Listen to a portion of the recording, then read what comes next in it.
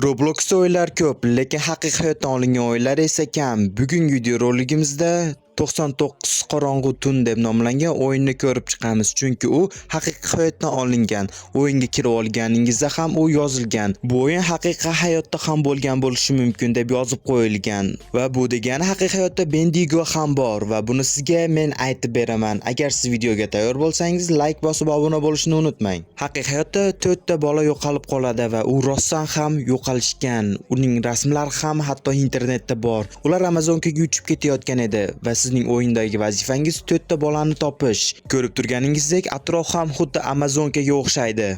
Endi aytishingiz mumkin, ular qanday yo'qolib qoldi? Hozir ko'rib chiqamiz. Ular may oyida uchib ketishi kerak edi va shunday ham bo'ladi. Ota-onasi chipta oladi va samolyotda Amazonkaga yo'l olishadi. Shundan so'ng 3 ta qarovchisi va 4 ta bolalari bor edi. Ular Amazonkada uchib ketayotgan edi. Ular yaxshi uchib